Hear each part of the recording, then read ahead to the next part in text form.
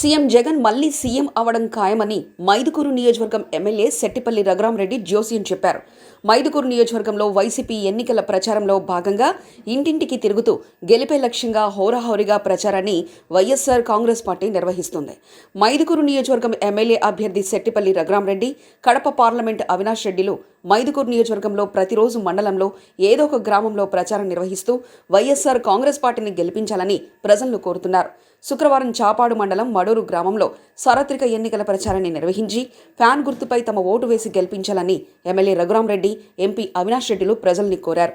పేద ప్రజల కోసం ప్రవేశపెట్టిన నవరత్నాలు మళ్లీ ప్రజలకు అందాలంటే వైసీపీ ప్రభుత్వం రావాలని, అందుకు తమ ఓటు ఫ్యాన్ గుర్తుపై వేసి మళ్లీ జగన్ను గెలిపించాలని కోరారు.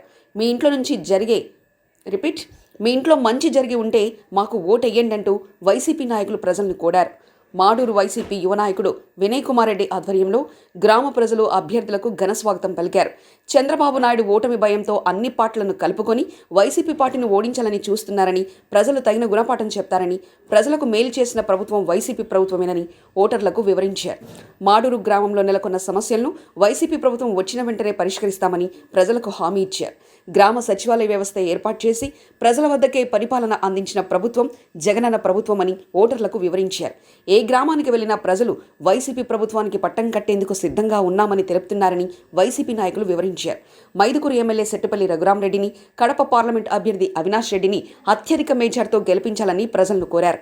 ఈ ప్రచారంలో మైదుకూరు నియోజకవర్గ సమన్వయకర్త సెట్టిపల్లి నాగిరెడ్డి, ఎమ్మెల్సీ రమేష్ యాదవ్తో పాటు మైదుకూరు నియోజకవర్గంలోని ఎంపీపీలు, జెడ్పీటీసీలు, సర్పంచ్లు, ఎంపీటీసీ ప్రముఖ నాయకులు పెద్ద ఎత్తున వైఎస్ఆర్ కాంగ్రెస్ పార్టీ నాయకులు, కార్యకర్తలు ఈ కార్యక్రమంలో పాల్గొన్నారు.